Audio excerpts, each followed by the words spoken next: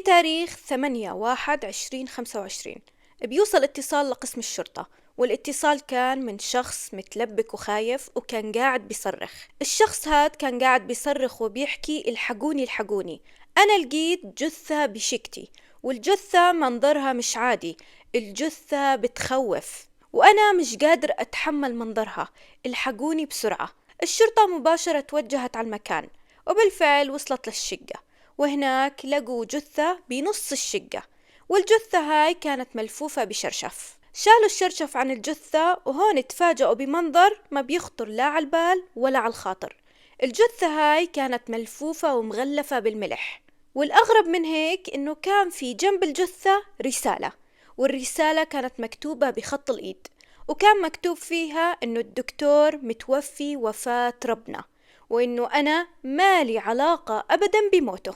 وهون خلونا نوقف لأنه هاي المقدمة، وبعد شوي رح نعرف مع بعض التفاصيل.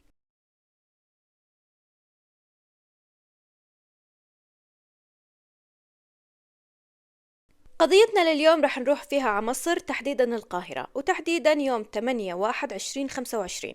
زي ما قلت لكم بالبداية، اجى اتصال لقسم الشرطة، والشرطة تحركت للمكان، وهناك تفاجأت بوجود جثة مغلفة بالملح، وجنبها كان في رسالة، والرسالة كان مكتوب فيها: الدكتور مات موتة ربه، أنا مالي علاقة. الشرطة بهاي اللحظات كانت بوضع كثير محيرها: مين هو هذا الشخص؟ وكيف صار فيه هيك؟ ومين اللي غلفه بالملح؟ ومين اللي كتب الرسالة؟ ومن هون بلشوا تحقيقهم. دكاترة الطب الشرعي من النظرة المبدئية على الجثة أكدوا إنه هذا الشخص مش ميت من يوم ويومين ولا أسبوع ولا أسبوعين، لأنه الجثة كانت بمراحل متقدمة من التحلل والتعفن. لهيك مباشرة نقلوا الجثة على الطب الشرعي عشان يعرفوا أسباب الوفاة، وبنفس الوقت المحققين بلشوا تحقيقهم. أول إشي عملوه المحققين كان لازم يعرفوا مين هذا الشخص، ولازم يحققوا مع الشخص اللي بلغ عن وجود الجثة بالشقة، واللي حكى إنه الجثة موجودة بشقتي. جابوا الشخص اللي بلغ وحكوا له: يلا احكي لنا كيف صار في جثة بنص شقتك. الشخص اللي بلغ كان اسمه خالد، بيحكي إنه صح هاي شقتي، بس أنا مش عايش فيها، أنا مأجرها لشخص اسمه الدكتور محمد عبد اللطيف مؤنس، متزوج من ست تونسية اسمها منى. والقصة وما فيها إنه آخر فترة، تقريبا آخر شهرين، الدكتور بطل يدفع لي الأجار. كل ما أجي أدق عليهم الباب ما حدا بيرد علي أبدا، وخفت إنه هالشهرين يصيروا أكتر. فقررت امبارح، واللي هو كان 7/1، آجي وأضل قدام باب البيت مزروع لحد ما أمسك يا الزوج يا الزوجة.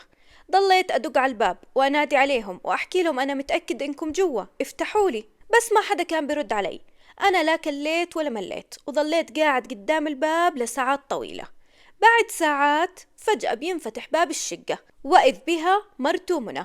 اطلعت فيها وحكت لها: يا أهلا وسهلا، الحمد لله على السلامة، أنا إلي ساعة بدق، وينكم؟ منى مباشرة بترد عليه وبتحكي له: اعذرنا، الدكتور مريض ومن شهرين موجود بالمستشفى، وإحنا مش قادرين لا نتواصل معك ولا نخبرك، اعذرنا على تأخيرنا بسداد الأجار. خالد بيحكي: لما سمعت هالخبر ما كان همني الأجار، وكنت بس أسألها عن حال الدكتور، شو صار فيه، شو مرضه، شو وضعه.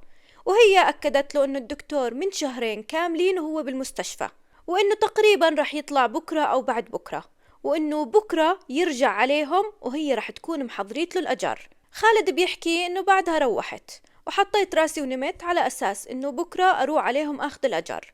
بس لما صحيت الصبح لقيت في رسالة وصلتني على التليفون، والرسالة كانت من منى. حكت له بالرسالة إنه الدكتور توفى، وإنه جثته حاليا موجودة بالبيت، وإنه المفتاح تركت له إياه بعداد الكهرباء، وطلبت منه بالرسالة إنه يرن ويبلغ أهل الدكتور لأنه هي ما كانت قادرة توصل لهم. خالد أول ما قرأ الرسالة نشف دمه وما كان عارف شو يتصرف، فأول إشي عمله مسك تليفونه ورن على ابن الدكتور الكبير واللي اسمه أحمد، وبلغه وحكاله شو اللي صار. ابن الدكتور حكاله: روح على شقة أبوي اتأكد اعرف شو اللي صاير. بس خالد كان رافض، وكان يحكي له: يا أما بتيجي وبنروح سوا، يا أما ما بروح أبدا. وصار الاتفاق على هذا الأساس. بعد شوي بيجي أحمد ابن الدكتور، وبيلتقوا عند باب العمارة، وبيطلعوا على الطابق الخامس على شقة أبوه. هناك بالفعل بيلاقوا المفتاح بعداد الكهرباء. أول إشي بضلهم يدقوا على الباب بس ما حد بيرد. بيطلعوا المفتاح، بيفتحوا الباب وبيفوتوا على الشقة. وأول ما فاتوا على الشقة لقوا جثة الدكتور على الأرض ملفوفة بشرشف.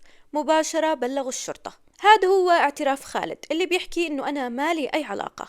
حكوله طيب وين مرته منى؟ حكى ما بعرف، بعتت لي رسالة ولما جينا على البيت ما كان إلها أي أثر. سألوا ابن الدكتور أحمد كمان أكد نفس الحكي، حكى إحنا لما دخلنا ما كان في حدا إلا جثة أبوي.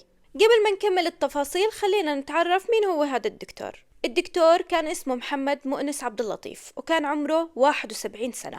محمد مؤنس متزوج مرة واحدة بحياته، وهاي المرة كانت ابنه أحمد. اتزوجها وعاش معها سنين وصار عندهم أحمد. من بعدها صار في مشاكل كتير كبيرة بينهم، ما قدروا إنهم يتحملوا يكملوا ببيت واحد، فهي أخذت ابنها وراحت عاشت ببيت أهلها، ومن وقتها وهي على ذمته، بس هي ببيت وهو ببيت. وكل فترة كان محمد يروح على بيت أهلها يقعد معهم يسأل عنهم يطمن عليهم. يعني هم كانوا منفصلين بس مش مطلقين قانونيا. أما بالنسبة للقب دكتور، هو مش دكتور، هو بالأساس خريج كلية تجارة من مصر. من بعد انفصاله انتقل على أوكرانيا عشان يدرس الطب، وهناك بلش يحب ويتمعشق وتعرف على بنت أوكرانية وتزوجها بالفعل، بس ما كان زواج علني وقانوني، تزوجها عرفي. من بعد زواجهم بفترة انفصلوا.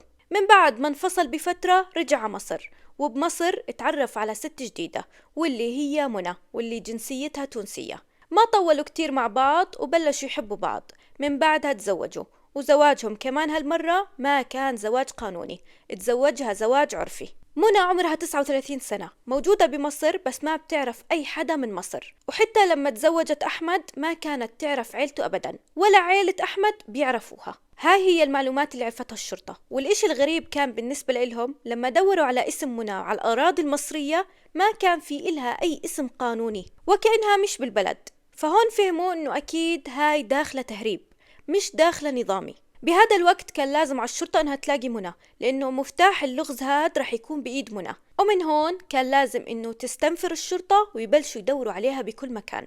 وبنفس هذا الوقت المحققين كانوا قاعدين بيحققوا مع الجيران الموجودين بنفس المنطقة. الشرطة بلشت تسأل الجيران شو بيعرفوا عن محمد ومرته منى.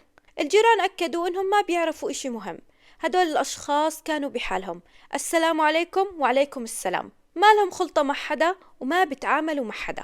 الشرطة سألتهم طيب شفتوا إشي غريب عليهم؟ سمعتوا إشي غريب؟ شفتوا إشي ممكن يساعدنا؟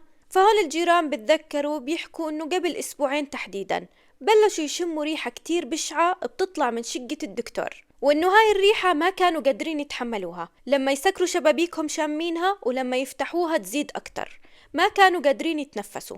راحوا أكتر من مرة ودقوا على باب الدكتور وكانت تفتح منى، وكل مرة كانت تعطيهم حجة، يا أما عندها حيوانات ميتة، يا أما عندها فيران، يا أما عندها حشرات. ومرات كتير كانوا يشموا ريحة هايبكس ومواد تنظيف بكميات كتير كبيرة، ولما يسألوها شو القصة تحكي قاعدة بنظف. والمرة اللي بعدها كانوا يشموا ريحة مبيدات حشرية، يسألوها شو فيه تحكي أنا عندي نمل وعنكبوتات وحشرات.